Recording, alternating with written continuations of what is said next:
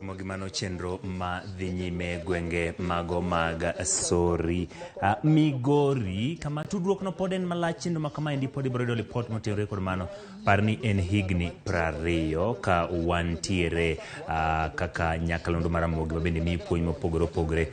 Gima koro dong' en mondo jojo mokaw box mondo mi jogo kelnwa rech wan joma nitie Nairobi. Ka odhi nyime riwruok mar governance chano chwalo paro moko ne duol mandiko jopuonj mondo mi gilok kaka gibiro ndiko kod loko jopuonj e kinde mabiro. Mano yangi kod governor ma Kakamega Fernandez Baraza mane loso e kinde romo mag jopuonj mag primary county no. Baraza wacho ni ochopo kinde ma koro nyaka TSC olok lai magitiyo go ndiko kod loko jopuonj e kuonde magitie mondo mi midhiero mayudo jopuonj kuonde magitie dog piny. Nyaka sani maromo jopuonj 47,000 gomo mondo mi dargi kuonde magitie.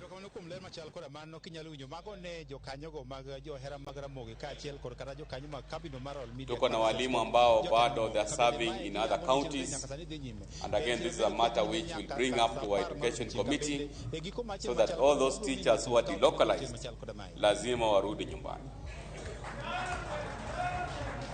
There is a reason why we are pushing for teachers warudi hapa nyumbani so that we can have interaction na walimu wetu hapa nyumbani, and that is what is cutting across the board.